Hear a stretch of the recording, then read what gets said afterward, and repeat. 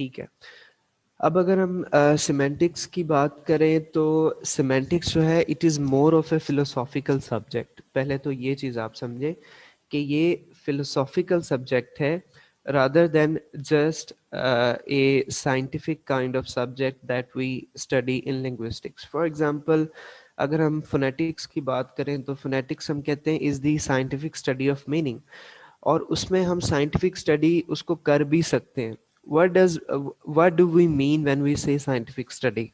Scientific study का यही मतलब होता है ना कि जब हम ऑब्जर्व कर सकें, ठीक है, जब हम लैंग्वेज के बिहेवियर को ऑब्जर्व कर सकें और उस ऑब्जर्वेशन के तहत हम कुछ चीज़ें जो हैं वो जनरलाइज कर सकें, ठीक है। फॉर एग्जांपल जब हम फोनेटिक्स को साइंटिफिकली स्टडी करते हैं तो हम कहते हैं कि जी जो पी साउंड है या फ साउंड है जब ये शुरू में आता है तो इट बिकम्स एस्पायरेटेड, ठीक है।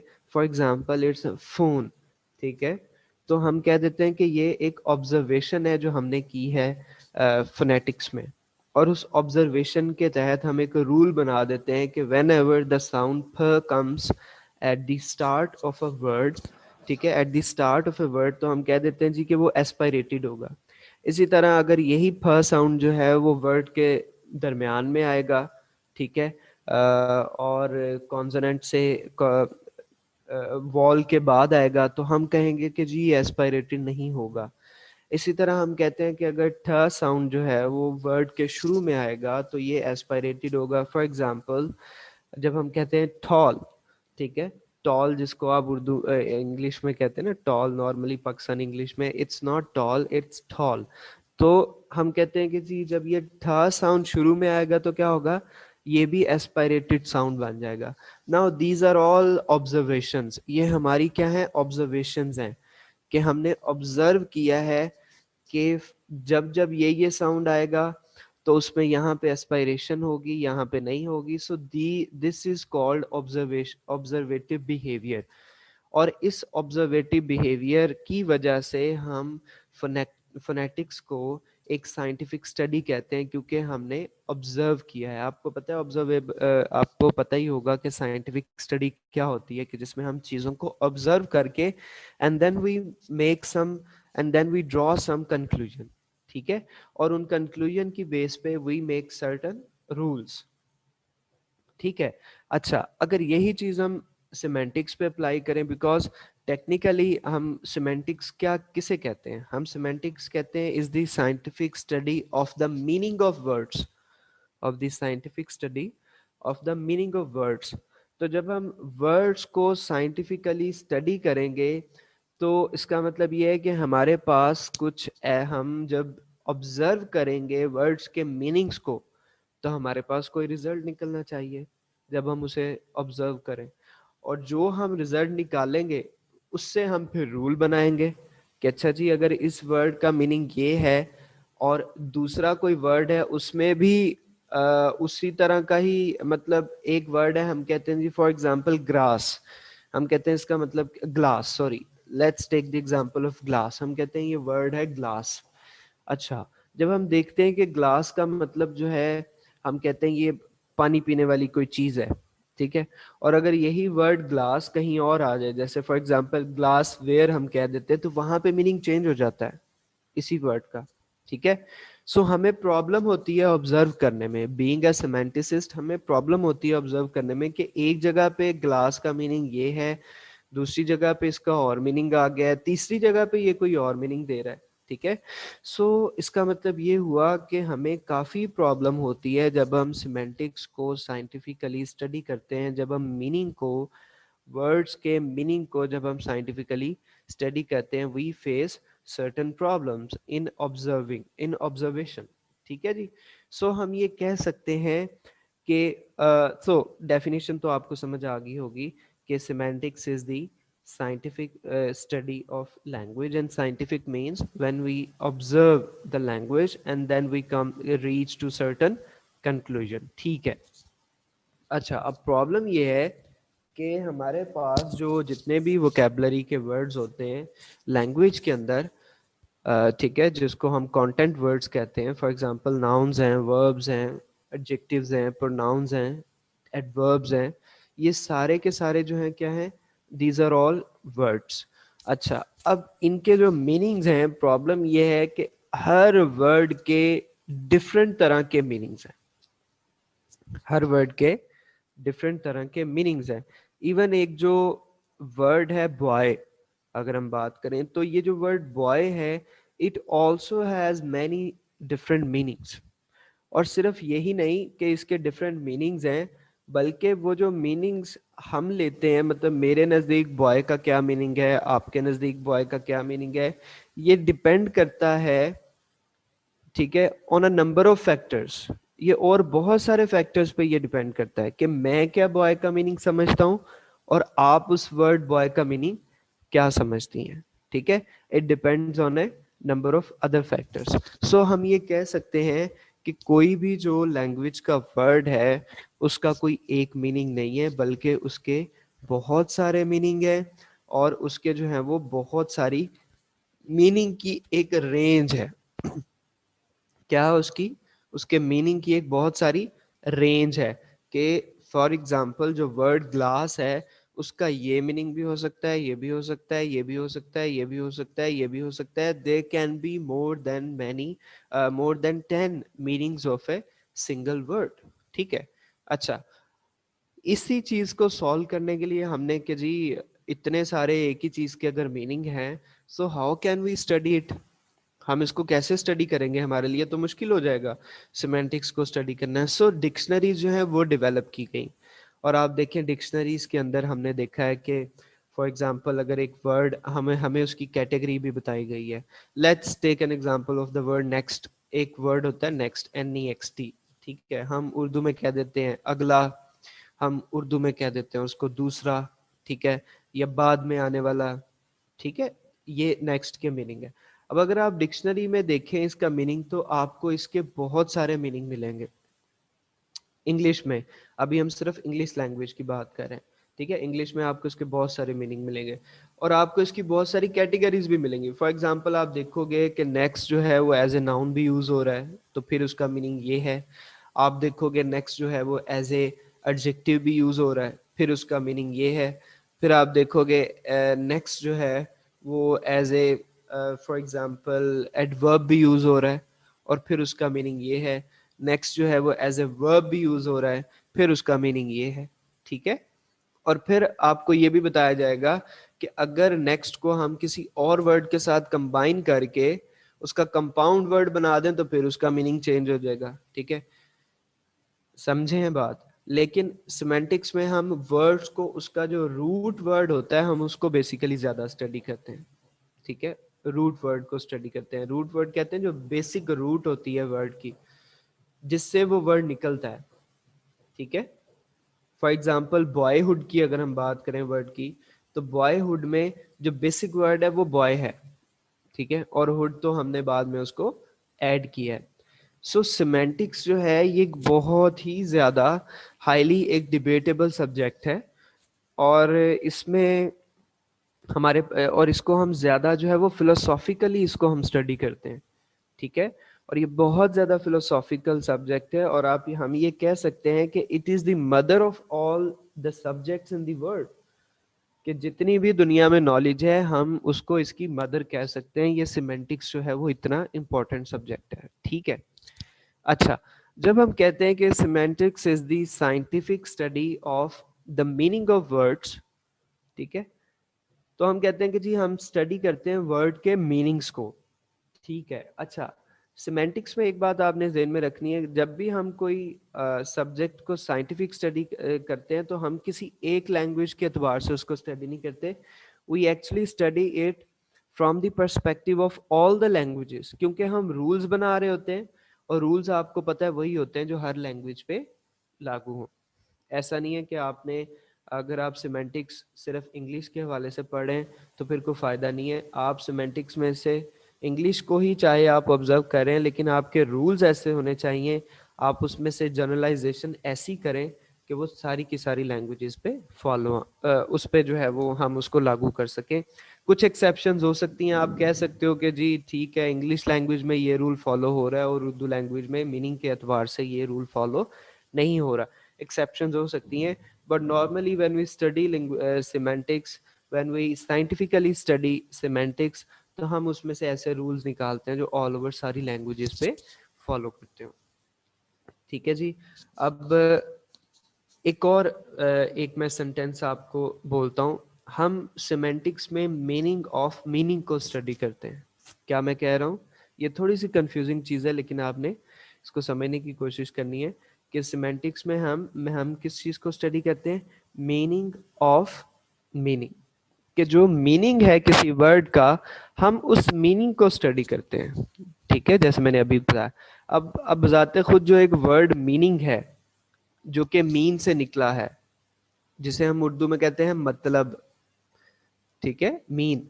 अब रूट वर्ड इसमें क्या है मीनिंग में? मीन।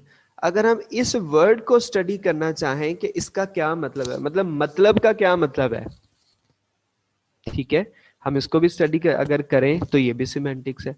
कि हम जो ये वर्ड मीन है, हम इसका मीनिंग देखने के लिए कि ये क्या है, इसको भी हम स्टडी कर सकते हैं, करते हैं। ठीक है।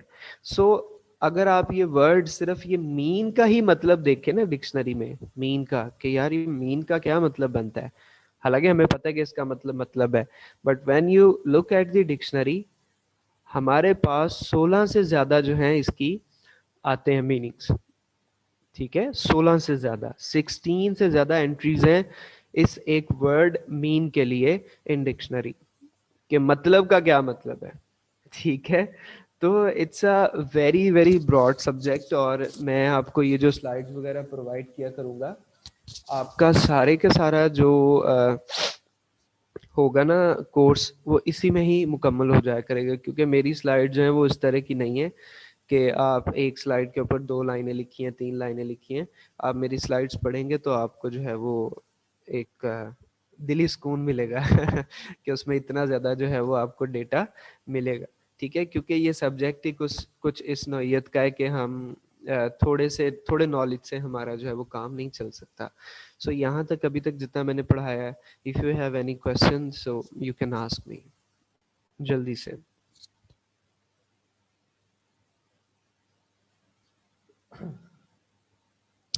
सब समझ आ गई है? सुन भी रहे हैं या सो रहे हैं सब लोग? सर सुन रहे हैं। अच्छा, कोई क्वेश्चन नहीं है यहाँ तक? जी नाफे।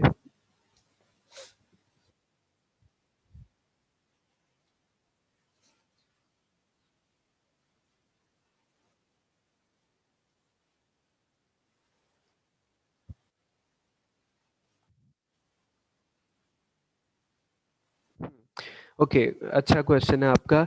लेकिन सिमेंटिक्स हमें ये नहीं कहता कि आप किसी एक को फॉलो करें या दूसरे को फॉलो करें। सिमेंटिक्स हम ऐसी स्टडी को कहते हैं जिसमें हम वर्ड के हर पॉसिबल मीनिंग को स्टडी करते हैं।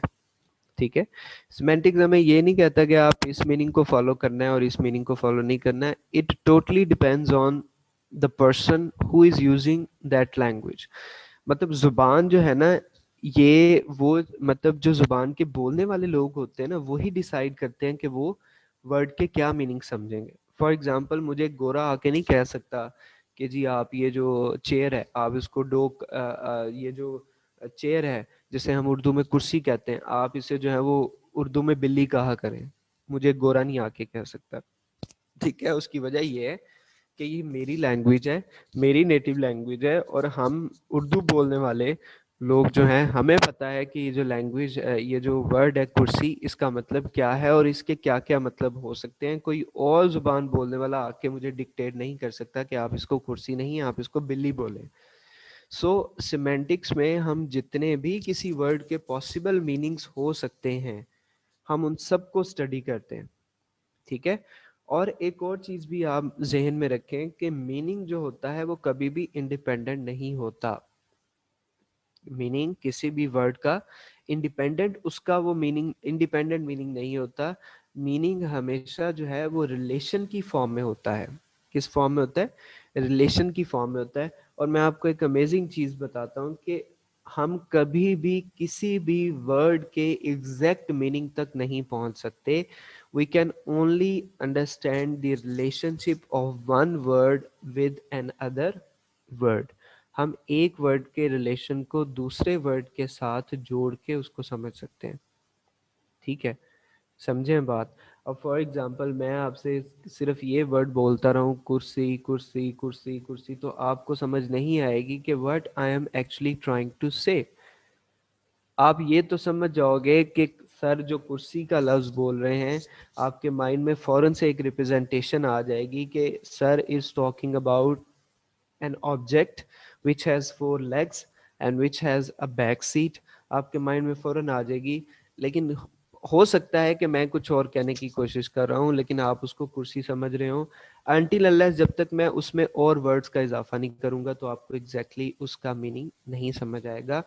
सो इंडिविजुअल जो वर्ड्स हैं किसी भी लैंग्वेज में, उसके मीनिंग को समझना बहुत ज़्यादा मुश्किल है, क्योंकि उसके बहुत सारे मीनिंग्स हैं। और इसीलिए हम कहते हैं कि every word can have a variety of different meanings. ठीक है, और इसी चीज़ को देखते हुए हम वर्ड्स के रिलेशनशिप्स को स्टडी करते हैं। फॉर एग्जांपल हम सिनोनिम स्टडी करते हैं, एंटोनिम स्टडी करते हैं, हाइपोनिम स्टडी करते हैं।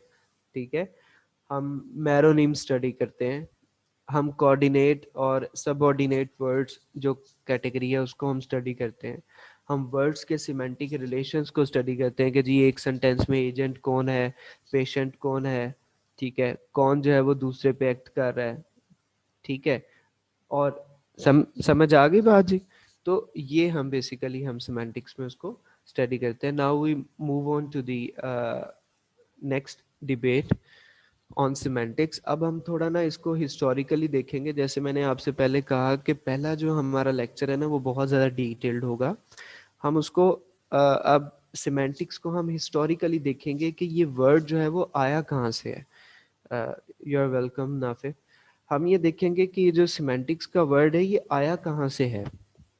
ठीक है, कोई भी जैसे बाकी चीज़ें, फॉर एग्जांपल आज जो हमारे पास ये कुर्सी मौजूद है या टेबल हमारे पास जिस फॉर्म में मौजूद है, या इवन ये जो लैपटॉप हमारे पास जिस फॉर्म में मौजूद है, ये आज से 20 साल पहले ऐसा नहीं था, या आज से 30 साल पहले ऐसा नहीं था। ठीक है, तो ये इवॉल्व होता होता आज हमारे पास इस शक्ल में है। सेम लैंग्वेज के बारे में भी यही है कि लैंग्वेज जो है वो इवॉल्व होती है, and with the passage of time the meaning of different words changes with time. और बहुत सारे ऐसे वर्ड हैं जो आज से 100 साल पहले, 200 साल पहले वो अच्छे समझे जाते थे, उनके जो मीनिंग्स थे वो अच्छे कंसिडर किए जाते थे। लेकिन आज वो जो वर्ड्स हैं वो टैबू कंसिडर किए जाते हैं। उनके मीनिंग्स उनके मीनिंग्स अच्छे नहीं हैं। ठीक है, उनकी कॉनोटेशंस जो है वो चेंज हो गई हैं। सो इन द सेम वे ये जो वर्ड है सिमेंटिक्स, ये कहाँ से आया है हमारे पास। ठीक है, तो इसकी हम थोड़ी सी हिस्ट्री देखेंगे कि ये सब्जेक्ट कब शुरू हुआ और लोगों ने कब इस पे जो है वो काम करना शुरू किया है। सो बेसिकली सिमेंटिक जो है ये एक आप कह लें कि इंग्लिश लैंग्वेज में एक वर्ड का इजाफा किया गया है। ये बेसिकली इंग्लिश लैंग्वेज का वर्ड नहीं है।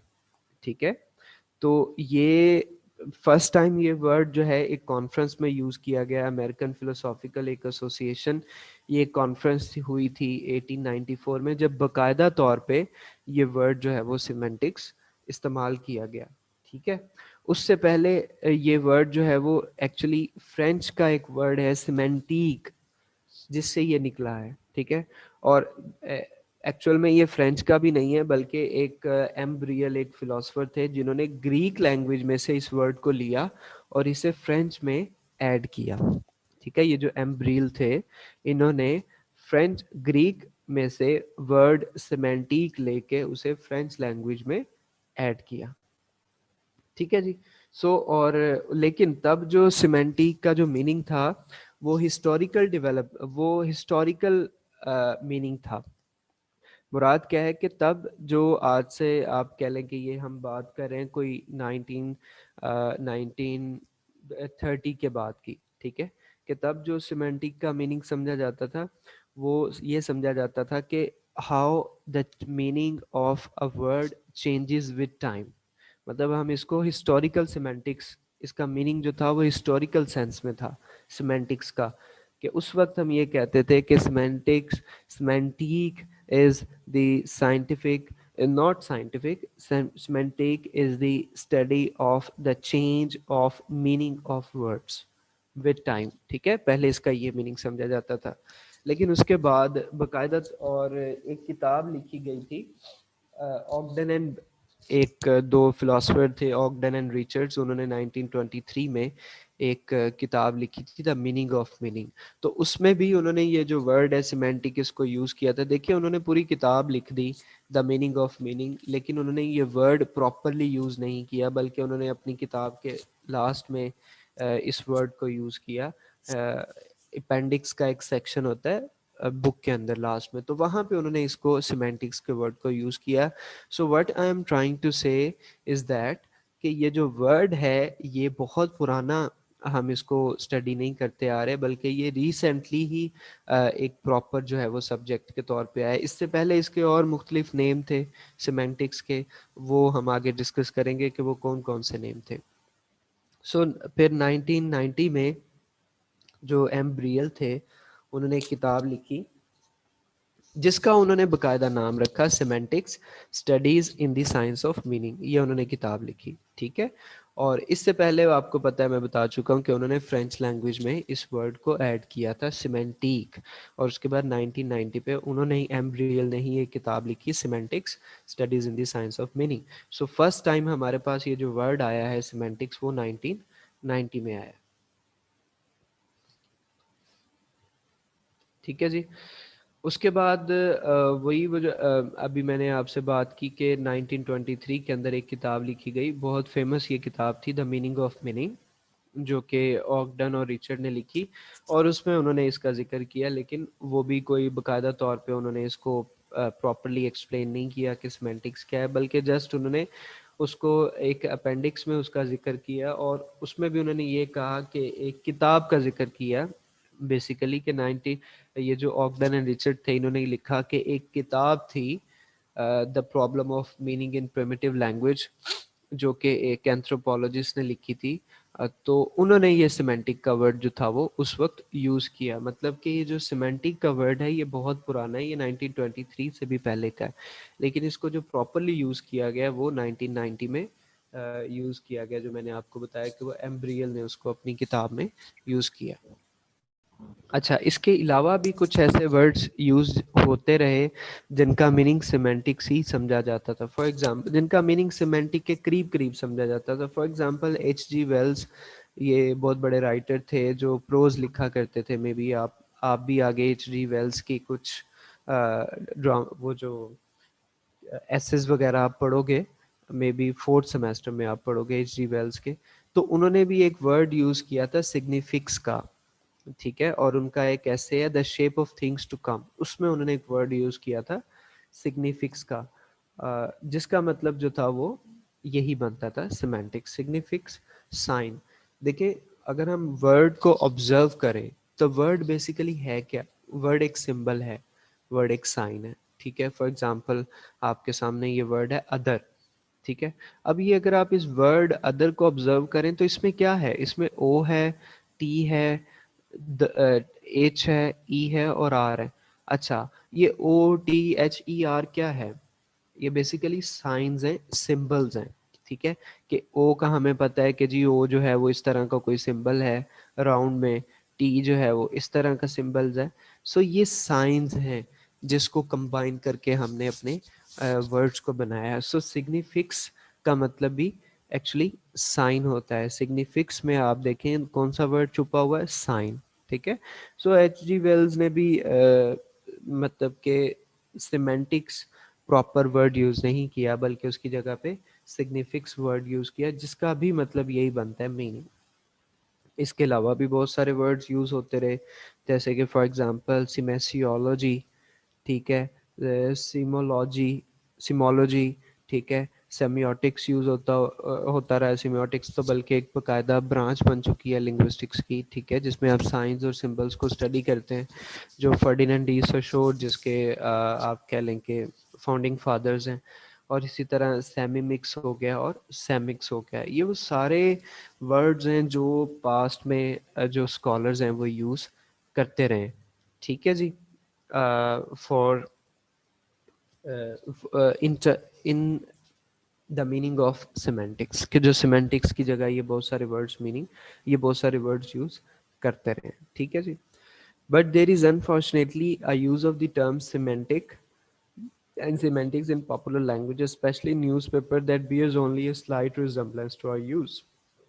लेकिन बहुत सारा मतलब पास्ट में ऐसे भी होता रहा है कि सिमेंटिक्स का मीनिंग जो हम समझते हैं कि it is the scientific study of the meaning of words, ये वाला जो मीनिंग है वो बहुत सारे और लोग नहीं समझते रहे इसको पास्ट में। फॉर एग्जांपल, और इसको बहुत ज़्यादा मिसयूज़ किया गया, इस वर्ड को बहुत ज़्यादा मैनिपुलेट किया गया। फॉर एग्जांपल, जो गार्डियन न्यूज़पेपर था उसने 1971 में इस वर्ड को यूज़ किया कैसे, कि semantic manoeuvres at the pentagon, ठीक है। और उसने यहाँ पे इसको सिमेंटिक के वर्ड को यूज़ किया किस माने में, रिट्रीट के माने में। रिट्रीट का मतलब होता है पीछे हट जाना, ठीक है। रिट्रीट का मतलब क्या होता है, पीछे हट जाना। सिमेंटिक मैनूवर्स, और मैनूवर कहते हैं जो ये आर्मी की प्रैक्टिस होती है, ड्रिल होती है जिसमें वो अपनी प्रैक्टिस करते हैं, ठीक है, उसको मैनूवर्स कहते हैं। तो यहाँ पे अगर आप ऑब्जर्व करें तो उन्होंने सिमेंटिक के मीनिंग को रिट्रीट के मानी में लिया है, जबकि हम सिमेंटिक का मीनिंग कुछ और समझते हैं, ठीक है। सो इसको जो है वो बहुत ज़्यादा मिसयूज़ भी किया गया, जैसे मैंने अभी आपको एग्जांपल दी। इसी तरह यहाँ पे देखें, सेकंड सेंटेंस है जी, होमलेसनेस रिड्यूस टू सिमेंटिक्स, कि होमलेसनेस जो है वो सिमेंटिक्स की हद तक कम हो गई। अब हमें तो यहाँ पे समझ नहीं आ रही कि सिमेंटिक्स का क्या मीनिंग है। सो उन्होंने यहाँ पे सिमेंटिक्स के मीनिंग को कम होने के माने में लिया है, ठीक है। बहुत कम होना, किसी चीज़ का ख़त्म हो जाना, उसको सिमेंटिक कहा है उन्होंने। लेकिन हमारे नज़दीक तो ये मीनिंग नहीं है ना सिमेंटिक्स का, आज जो हम सिमेंटिक्स का मीनिंग लेते हैं। सो इस तरह करके ये जो वर्ड था सिमेंटिक्स, इसको बहुत ज़्यादा जो है वो मिस यूज़ किया गया इन द पास्ट। उसके बाद हम थोड़ी सी बात करते हैं ये जो मीनिंग वर्ड है, द वर्ड मीनिंग, कि ये जो वर्ड है मीनिंग, इसका मीनिंग क्या है, ठीक है। कंफ्यूज नहीं होना, ये मैं मीनिंग के ही वर्ड को समझने की, आपको समझाने की कोशिश कर रहा हूँ, ठीक है। is much more familiar to us all, but the dictionary will suggest a number of different meanings of meaning, or more correctly of the verb mean. So basically ये जो word meaning है ये किस word से निकला है, mean से निकला है। जैसे मैंने आपसे कहा कि जो इसका रूट वर्ड है वो कौन सा है, मीन। और मीन को अगर हम ग्रामेटिकली देखें तो ये वर्ब बनता है, ठीक है।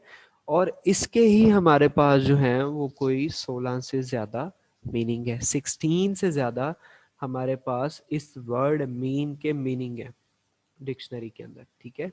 सो इट कॉज बहुत प्रॉब्लम होता है जब आप एक ही वर्ड के इतने सारे मीनिंग हों, और बहुत सारे मीनिंग से बहुत सारे स्कॉलर जो हैं वो इत्तेफाक ना करते हो, वो कहें कि जी इसका तो ये मीनिंग बनता नहीं है। सो एक डिबेट बन जाती है सिमेंटिक्स में, कि मैं अगर किसी वर्ड का मीनिंग कोई समझ रहा हूँ तो दूसरा स्कॉलर उसको रिजेक्ट कर देगा।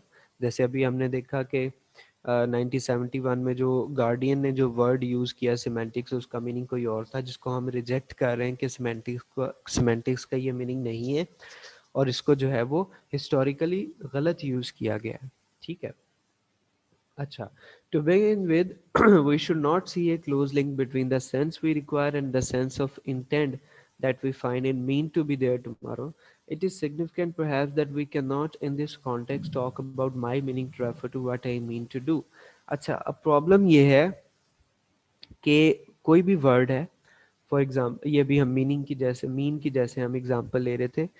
देखिए, एक कोई भी वर्ड होता है उसकी एक सेंस होती है और उसकी एक इंटेंट होता है। सेंस ये है कि आप उसको किस सेंस में यूज़ कर रहे हैं। फॉर एग्जांपल ये हम प्रैग्मेटिक्स में स्टडी करते हैं, जब हम वर्ड की सेंस को स्टडी करते हैं कि हम किस सेंस में उसको किस पैराए में यूज़ कर रहे हैं, और एक उसके पीछे आपकी इंटेंशन आ जाती है, ठीक है। आपकी क्या आ जाती है, इंटेंशन, कि आप किस इंटेंशन से उसको यूज़ कर रहे हैं। दो बातें मैंने कही, कि एक तो सेंस और दूसरी इंटेंशन। सो जब हम कहेंगे ना कि I mean to be there tomorrow, अगर हम इस सेंटेंस को यूज करते हैं, I mean to be there tomorrow, तो यहाँ पे जो वर्ड मीन है उसका क्या मीनिंग बनेगा, I mean to be there tomorrow, ठीक है। कि यहाँ पे जब, तो यहाँ पे हम क्या उसको कहना चाह रहे हैं, उसको हम ये बताएं, ठीक है। I mean to be there tomorrow. It is significant that we cannot in this context talk about my meaning to refer to what I mean to do. हाँ जी, देखिए जैसे मैंने आपसे कहा कि एक सेंस होती है वर्ड की, और एक उसके पीछे इंटेंशन होती है। सो जब आप कहेंगे किसी को कि I mean to be there tomorrow, तो यहाँ पे भी जो मीन का मतलब है वो नहीं होगा जो आपके माइंड में होगा, वो होगा जो नॉर्मली समझा जाता होगा या जो कॉन्टेक्स्ट के मुताबिक होगा। ठीक है। सो इस तरह की जो प्रॉब्लम्स हैं सिमेंटिक्स के साथ, वो बहुत ज़्यादा कन्फ्यूजन क्रिएट करते हैं कि हम वर्ड के लिटरल मीनिंग को समझें या वर्ड के कॉन्टेक्चुअल मीनिंग को हम समझें, या वर्ड का जो सेंस है हम उसको समझें, या जो बोलने वाला शख्स है उसकी इंटेंशन क्या है और उस इंटेंशन को समझें। So these are all problems that we face while we study semantics. अच्छा, अभी ये आपका 40 मिनट्स कंप्लीट होने वाले हैं सेशन के, तो अभी 5 मिनट आप ब्रेक कर लें, उसके बाद दोबारा से 5 मिनट बाद मैं मैसेज करूंगा, इसी लिंक से आपने दोबारा से क्लास को ज्वाइन करना है नेक्स्ट सेशन के लिए। ठीक है जी, समझ आ गई है?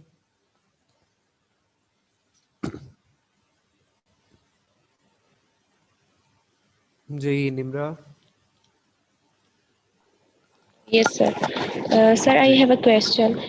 जी Sir, निम्रा, ये सेशन बंद होने लगा, ये 40 मिनट्स का होता है, खुद ब खुद okay, sir, ड्रॉप okay. हो जाएगा, तो उसके बाद आप क्वेश्चन कर लें। ठीक है जी।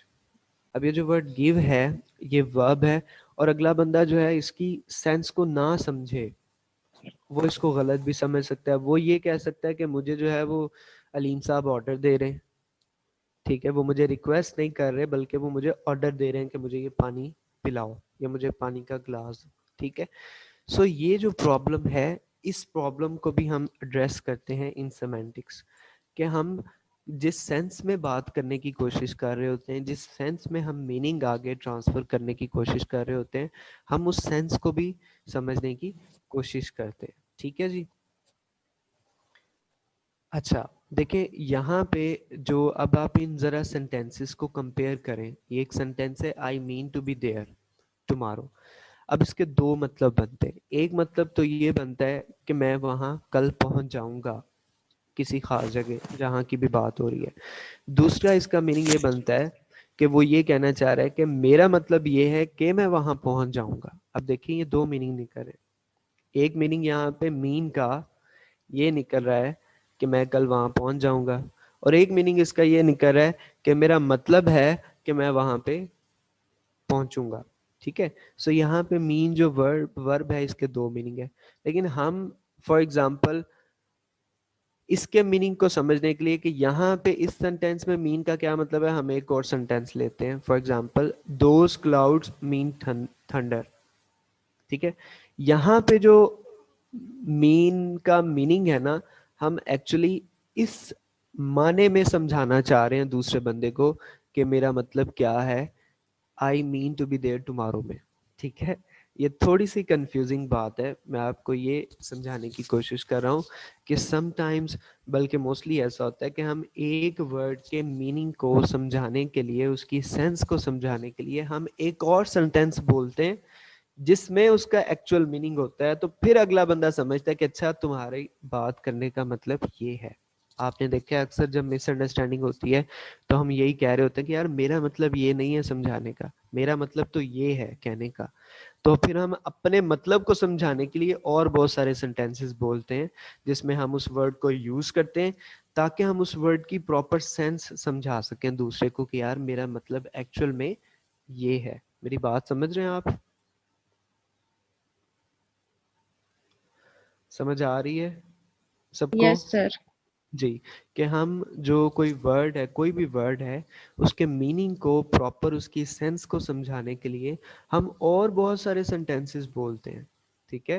ताकि हम अपने जो वो वर्ड है उसके एग्जैक्ट मीनिंग को हम कन्वे कर सकें, उसकी सेंस को हम कन्वे कर सकें।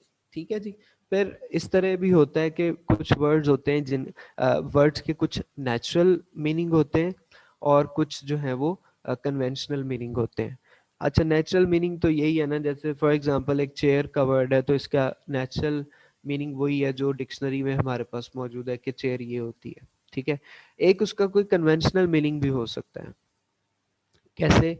जैसे फॉर एग्जांपल अगर हम कहते हैं कि जी फलां जो सियासतदान है वो कुर्सी पे बैठना चाहता है, सो यहाँ पे जो मतलब है कुर्सी का वो ये नहीं है।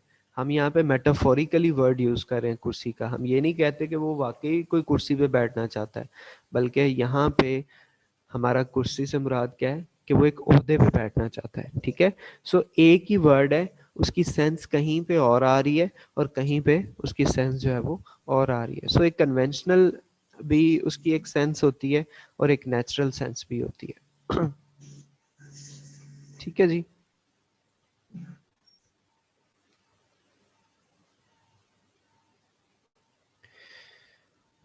ओके अगर हम ये सेंटेंस बोलते हैं कि जी अ रेड लाइट मीन्स स्टॉप, अब यहाँ पे आप देखें इस सेंटेंस में जो वर्ड ये मीन्स है, ठीक है, ये हमें क्या मीनिंग दे रहा है? यहाँ पे आप देखें, ये हमें ये मीनिंग दे रहा है कि अ रेड लाइट मीन्स स्टॉप, के एक सुर्ख लाइट जब चल रही हो तो उसका मतलब क्या होता है? रुक जाना। तो हमें यहाँ पे हमें जो ये वर्ड मीन्स है वो ये सेंस दे रहा है कि हम एक साइन की बात कर रहे हैं, किसी सिंबल की बात कर रहे हैं, और वो सिंबल क्या है? वो जो स्टॉप का साइन होता है, रोड्स के ऊपर लगा होता है, ठीक है, स्टॉप का साइन। तो यहाँ पे मीन्स का मतलब चेंज हो गया। ठीक है, सो कंफ्यूज नहीं होना आपने, आपने मुझसे डिस्कस करना है जहाँ पे जो बात समझ ना आए। Okay, so when, however, we look at the use of the terms mean and meaning to refer to language, we find that they seldom, if ever, suggest this notion of sign. अच्छा, पीछे जो हमने sentence बोला है कि the red light means to stop, वहां पे mean का जो मीनिंग है वो एक सिंबल के मानों में, ठीक है। लेकिन जब हम नॉर्मली हम लैंग्वेज में इन वर्ड्स को यूज करते हैं मीन और मीनिंग को, इसका मतलब जो है वो स्टॉप नहीं होता, ठीक है, इसका मतलब जो है वो डिफरेंट होता है। सो ये कुछ एग्जांपल्स हैं। द रिप्लाई, अब ये थर्ड पैराग्राफ देखें, the reply to such questions, इसको भी छोड़ दें, ये हम डिस्कस कर चुके हैं। ओके, सो हम जो है वो बाज़ औक़ात जब हम मीनिंग समझने की कोशिश करते हैं किसी वर्ड के, तो हम, मैंने आपसे जैसे कहा कि हम एक सेंस को समझाने के लिए हम उसी वर्ड को डिफरेंट सेंटेंसेस में यूज़ करते हैं ताकि हम उसकी एक्चुअल सेंस को समझा सकें। ठीक है, अच्छा फिर समटाइम्स जब हम एक लैंग्वेज से दूसरी लैंग्वेज में ट्रांसलेट करते हैं तो फिर भी प्रॉब्लम आ जाता है। ठीक है, क्योंकि अब जैसे इंग्लिश की अगर हम बात करें तो इंग्लिश में हम हाउस कहते हैं, ठीक है, उर्दू में हम उसको घर कह देते हैं, ठीक है, बट ट्रांसलेशन में ये प्रॉब्लम आ जाता है कि जब हम घर कहेंगे, हाउस से मुराद सिर्फ घर नहीं होगा उर्दू में, ठीक है, ये भी एक ट्रांसलेशन का एक प्रॉब्लम है। जब हम कहेंगे ना कि इंग्लिश में वर्ड है हाउस और उर्दू में वर्ड है